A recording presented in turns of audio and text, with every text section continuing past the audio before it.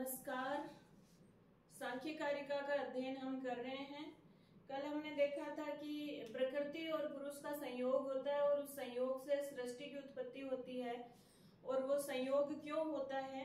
पुरुष के लिए दर्शनार्थम, पुरुष के लिए कैवल्यार्थम। प्रकृति जो है वो पुरुष को कैवल्य प्राप्ति के लिए और पुरुष के द्वारा प्रकृति को दिखाने के लिए दर्शनार्थम पंगु अंधवत।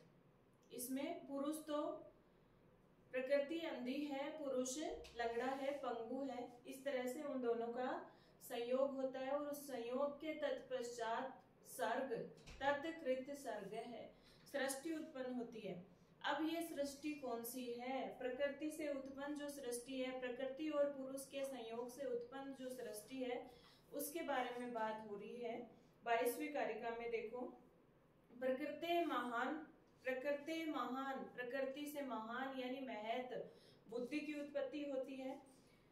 ततः है अहंकार है, इसके पश्चात उस बुद्धि से, महत से अहंकार, अहंकारात गणश्च षोडश है। अहंकार से 16 गणों का समूह है। वो 16 गण कौन से हैं? एकादश इंद्रिय और 5 तन्मात्राएं। तस्मात् अपि षोडशकात् पंचभ्य पंचभूतानि। तस्मात् अपि षोडशकात्, उन 16 में से, उन 16 में से पंचभ्य जो 5 है, पंचमभ्य पंचमी है ना, इसमें भी उत्पन्न होने के भाव में जनिकृत प्रकृति से पंचभ्य जो 5 का समूह है, उनसे पंचभूतानि, पंचभूत, पंच महाभूत उत्पन्न होते हैं। तो उन 16 के समूह में 5 का समूह कौन सा है? वैसे तो देखो 5 का समूह पंच ज्ञानेंद्रिय हम देख चुके हैं, पूरा चार्ट वो, और वापस देख लेंगे। अभी जो 5 ज्ञानेंद्रियां हैं, 5 कर्मेंद्रियां हैं, वो भी 5-5 का समूह है, लेकिन उन्हें 5 के रूप में नहीं गिनते हुए एकादश इंद्रिय का समूह कहते हैं। 5 पंच कर्मेंद्रियां, पंच ज्ञानेंद्रियां और मन, ये सब मिलाकर के एकादश इंद्रिय कहलाते हैं। और पंच का समूह जो है वो कहलाता है पंच तन्मात्रा।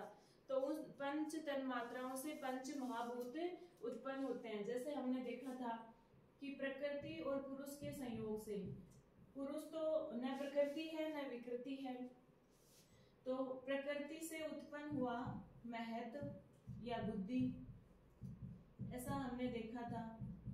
महत से उत्पन्न हुआ अहंकार। ये जो अहंकार होता है, इससे 2 प्रकार की सृष्टि होती है। एक तरफ तो एकादश इंद्रिय, एकादश इंद्रिय में कौन कौन आ जाएंगे? पंच ज्ञानेंद्रिय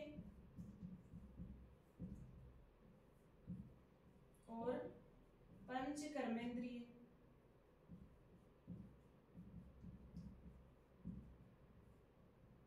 और एक मन, जिसे उभय इंद्रिय कहते हैं।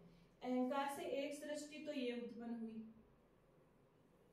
और इधर अहंकार से एक सृष्टि उत्पन्न होती है पंच तन्मात्रा, और इन पंच तन्मात्राओं से पंच महाभूत उत्पन्न होते हैं। यही सृष्टि है, ठीक है। प्रकृति से महत, क्योंकि स्वयं प्रकृति क्या कहलाती है? अविकृति कहलाती है, क्योंकि वो किसी से उत्पन्न नहीं होती। फिर उस प्रकृति से महत, महत जो है वो प्रकृति से उत्पन्न होता है और अहंकार को उत्पन्न करता है। महत यानी बुद्धि, महत का दूसरा नाम क्या है? बुद्धि।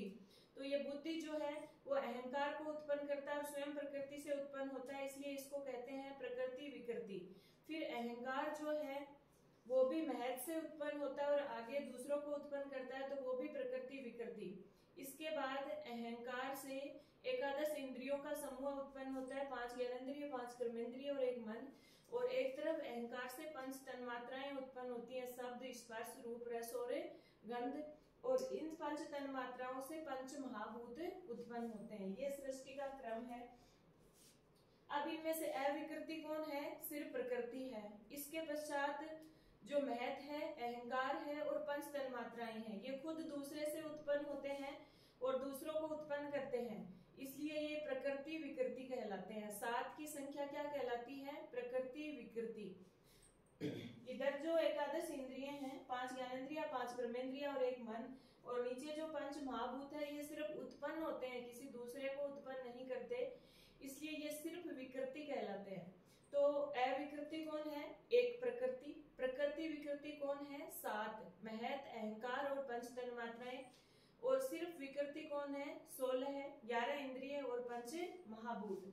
इधर देखिए, अब जो ये है ना शब्द, जो पंच महाभूत उत्पन्न हुए हैं, पृथ्वी, जल, तेज, वायु और आकाश, इनको जो हम लिखेंगे ना, कौन किससे उत्पन्न हुआ है? आकाश उत्पन्न हुआ है शब्द से। आकाश किससे उत्पन्न हुआ है? शब्द से। फिर वायु शब्द और स्पर्श, वायु शब्द और स्पर्श से उत्पन्न हुई है। तो वायु किस प्रकार की है? शब्द स्पर्श गुण वाली है। फिर शब्द और स्पर्श में जब रूप मिल जाता है तो तेज उत्पन्न हुआ।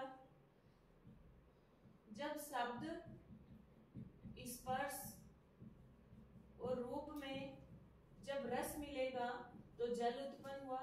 और फिर इन चारों में शब्द, स्पर्श, रूप और रस और उसके बाद गंध मिल जाती है तो पृथ्वी उत्पन्न होती है। ये इन पांचों का क्रम है। शब्द से आकाश, आकाश जो है वो शब्द नामक तन्मात्रा से उत्पन्न हुआ है। वायु है वो वैसे स्पर्श से उत्पन्न हुई है और शब्द भी इसमें मिल जाएगा। तेज है वो शब्द स्पर्श के अंदर जब रूप मिल जाएगा तब उत्पन्न होगी। और इन तीनों में जब रस मिल जाएगा तो जल उत्पन्न होगा और इनमें गंध मिलेगा तो पृथ्वी उत्पन्न होगी। तो इनका संबंध लिखने के लिए आपको इनको तो ऐसे लिखना है, पृथ्वी, जल, तेज, वायु और आकाश।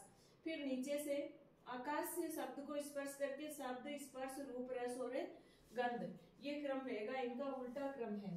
यूनि पृथ्वी, जल, तेज, वायु, आकाश लिख के और फिर शब्द, स्पर्श, रूप, रस, गंध लिख दो तो फिर उल्टा हो जाएगा। तो ऐसे याद करना है इनको।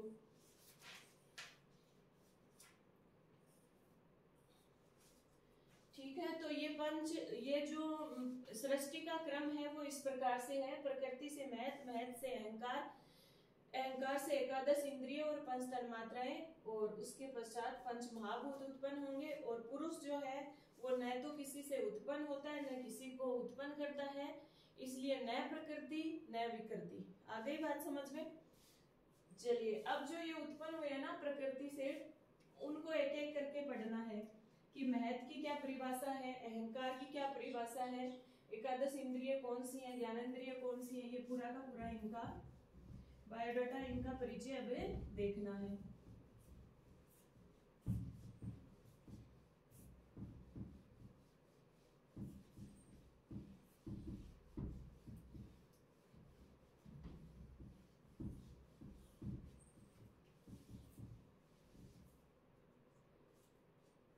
सबसे पहले देखो बुद्धि की परिभाषा बताई है, बुद्धि के बारे में बताया है। क्या कहते हैं?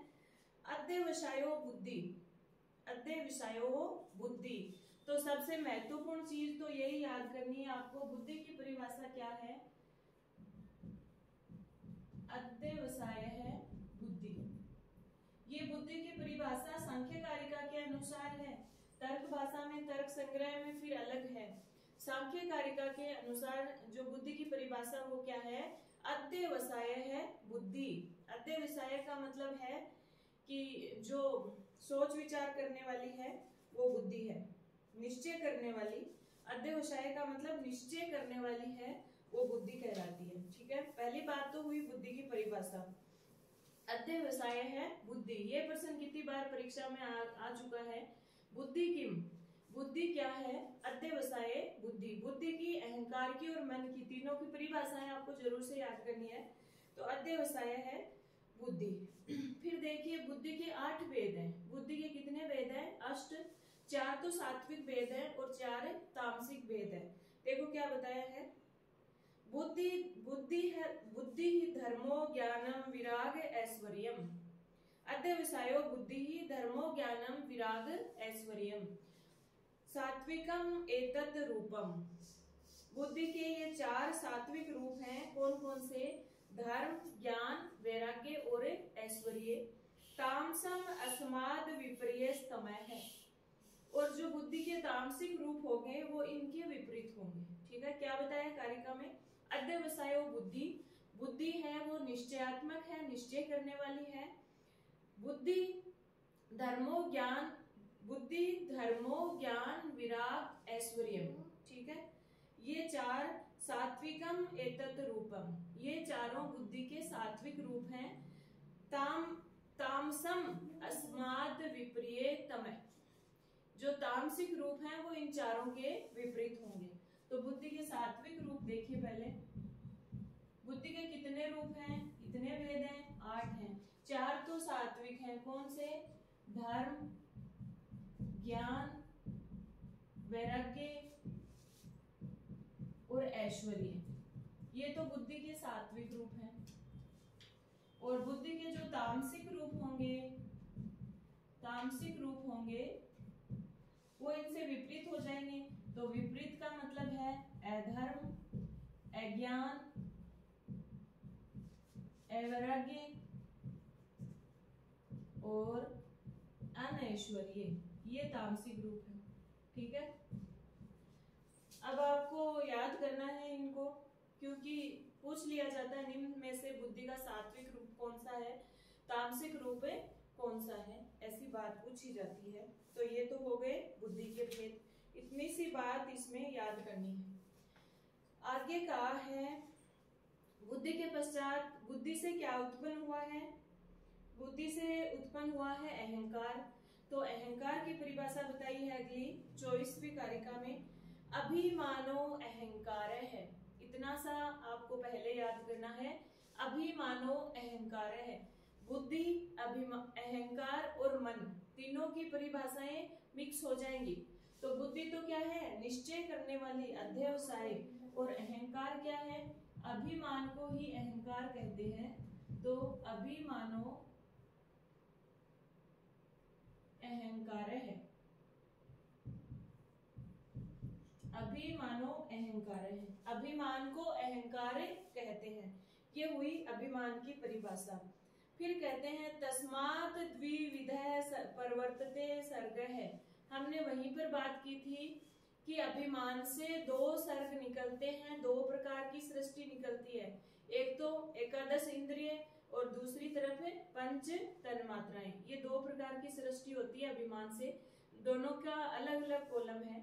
तो एकादश क्या है? च गण, एकादश गणों का समूह है। एकादश गण यानी 11 इंद्रियों का समूह है। तन मात्र पंच कहश्च एव। अभिमानो अहंकार तस्माद् द्विविधः प्रवर्तते सर्ग है। एकादश कश्च गणस तन्मात्र पंचकश्च एव, ऐसा बताया है। अभिमानो अहंकार है, अभिमान ही अहंकार है। तस्मात् द्विविधः सर्ग है प्रवर्तते, उससे 2 सर्ग प्रवर्त होते हैं, 2 प्रकार की सृष्टि निकलती है। प्रश्न पूछेगा अभिमानात् कति विधः सर्ग है। अभिमान से कितने प्रकार के सर्ग निकलते हैं? तो अभिमान से 2 प्रकार की सृष्टि निकलती है। एक तो कौन? एकादश इंद्रिय, और जो 1 नंबर तो ये है, और दूसरा है पंचकय। पंचकय का मतलब है पंच तन्मात्राएं। ये अभिमान की 2 प्रकार की सृष्टि है। ठीक है, अब अभिमान 3 प्रकार का है। पहले इस बात को समझ लो कि अभिमान के 3 प्रकार हैं। अभिमान के 3 भेद हैं।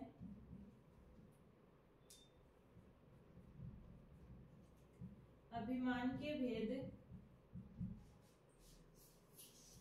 एक तो है वैकृत अभिमान, दूसरा जो अहंकार है वैकृत अहंकार, दूसरा भूतादि अहंकार, और तीसरा तेजस अहंकार। ठीक है, वैकृत अहंकार है वो किस प्रकार का है? सात्विक। भूतादि अहंकार है वो तामसिक और तेजस अहंकार है वो राजसिक प्रवृत्ति का है। वैकृत अहंकार सात्विक है, भूतादि अहंकार तामसिक है और तेजस अहंकार है वो राजसिक है। अब इनसे क्या उत्पन्न होता है? वैकृत अहंकार से एकादश इंद्रिय 11 इंद्रिय उत्पन्न होती है। 11 इंद्रियों को उत्पन्न करने वाला किस प्रकार का अहंकार है? वैकृत। पंच तन्मात्रा है, उनको उत्पन्न करने वाला अहंकार किस प्रकार का है? भूतादि। और दोनों ही किससे उत्पन्न होते हैं? 11 इंद्रिय और पंच तन्मात्राएं दोनों ही तेजस अहंकार से भी उत्पन्न होते हैं। तो इनको याद कैसे करोगे? इसको कहेंगे वैसा भूत तेरा। ऐसे ही हमें याद करवाया था, आप भी इस ट्रिक से याद कर सकते हैं। अहंकार और उसके रूप, वै मतलब वैकृत, सा मतलब सात्विक, भूत से भूतादि अहंकार और तै से तामसिक, तेज से तेजस अहंकार और रा से राजसिक इसकी प्रवृत्ति। तो तीनों जो अहंकार और उनकी प्रवृत्ति, वैसा भूत तेरा, ठीक है। और जो वैकृत अहंकार है सात्विक वाला, उससे एकादश इंद्रिय उत्पन्न होगी। भूतादि अहंकार है तामसिक वाला, इससे पंच तन्मात्राएं उत्पन्न होंगी। और तेजस अहंकार जो राजसिक है, उससे एकादश इंद्रिय और पंच तन्मात्राएं उत्पन्न होंगी। और यही बात इस कारिका में बताई है। सात्विक एकादश का है प्रवर्ते वैकृत अहंकारात। क्या इसका अन्वय करेंगे? सात्विक वैकृत अहंकारात, यानी वैकृत अहंकार जो सात्विक है उससे एकादश का है प्रवर्तते, 11 इंद्रियां प्रवर्त होती हैं। भूतादि तन्मात्रा से तामस, भूतादि अहंकार जो तामसिक है उससे पंच तन्मात्राएं उत्पन्न होती है। और तेज सात उभयम, और तेजस जो अहंकार है उससे दोनों ही उत्पन्न होती है। ये बात मैंने आपको बता दी है पहले ही कि 3 प्रकार के अहंकार हैं, वैकृत, भूतादि और तेजस। और ध्यान रखना, जो सात्विक है उसके बाद राजसिक यहाँ है और बीच में तामसिक है। तो इस ट्रिक से याद करोगे तो ठीक रहेगा, वैकृत, भूतादि और तेजस। चलो आगे क्या कह रहे हैं? बुद्धि इंद्रियाणी, बुद्धि इंद्रियाणी, बुद्धि इंद्रिय का मतलब है ज्ञानेंद्रिय। चक्षु श्रोत्र घ्राण रसन तवय त्वक आख्यानी। ये तो आपको पता ही है कि जो ज्ञानेंद्रिय हैं, जो बुद्धि इंद्रिय हैं, वो कौन कौन है? चक्षु, चक्षु यानी नेत्र, श्रोत्र यानी कर्ण, घ्राण यानी नासिका, रसन यानी जिह्वा और त्वक यानी त्वचा। ये 5 बुद्धि इंद्रिय है। बुद्धि इंद्रिय कितनी है? 5। कौन कौन सी? चक्षु, श्रोत्र, घ्राण, रसन और त्वक। इसमें कुछ बताने की जरूरत नहीं है। अब कर्मेंद्रियाणी आहु, कर्मेंद्रिया किनको कहा गया है? देखो, वाक, पाणी, पाद, पायु और उपस्थ। वाक, पाणी, पाद, पायु और उपस्थ, इनको कर्मेंद्रिय कहा गया है। वाक यानी वाणी, पाणी यानी हमारे हाथ, पाद यानी पैर, पायु यानी जो गुदा स्थान है, और उपस्थ यानी जननेन्द्रिय। ये 5 हमारे कर्मेंद्रिय हैं। ये बात हो गई ज्ञानेंद्रियों और कर्मेंद्रियों की। आगे मन वाली जो कारिका है वो इम्पोर्टेंट है, उसको देखना। बुद्धि की परिभाषा आपने याद कर ली, अध्यवसाय बुद्धि, और जो अहंकार है वो अभिमानो अहंकार है। इम्पोर्टेंट चीज है ये। इसके साथ मन की परिभाषा, क्योंकि ये तीनों ही ऑप्शन में दिए जाते हैं फिर, कि बुद्धि किस प्रकार की है, अभिमान है कि अध्यवसाय है कि संकल्पात्मक है, ऐसा पूछा जाता है। तो आपको तीनों का अलग अलग पता होना चाहिए।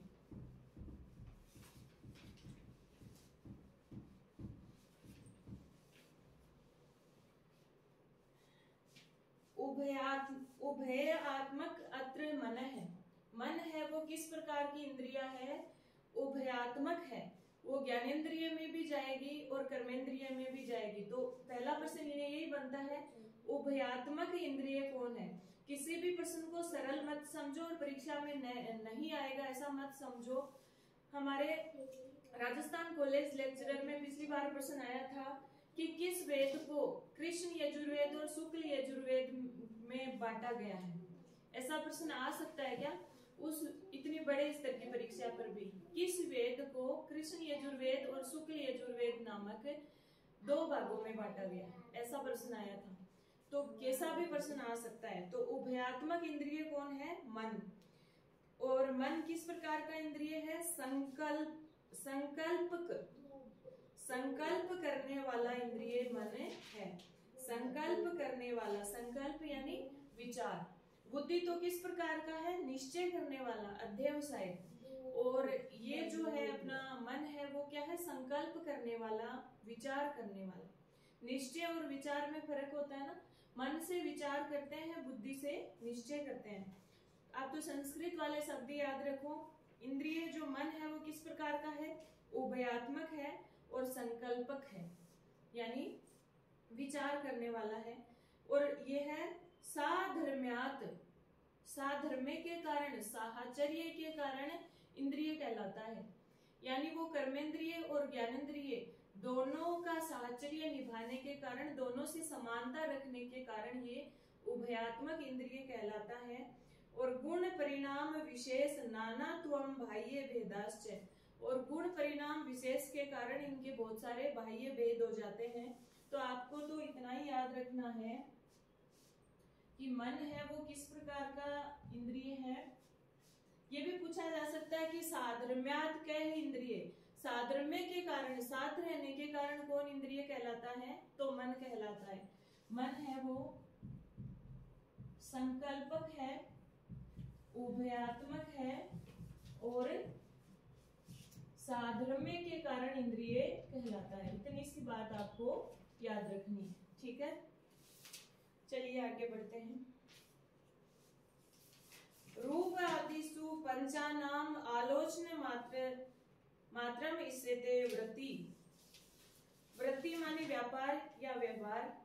जो रूप आदि है, रूप शब्द, स्पर्श, रूप, रस और गंध, ये जो है वो जो 5 ज्ञानेंद्रियों के प्रति पंचानाम, पंचानाम का मतलब यहाँ पर है 5 ज्ञानेंद्रिया नाम।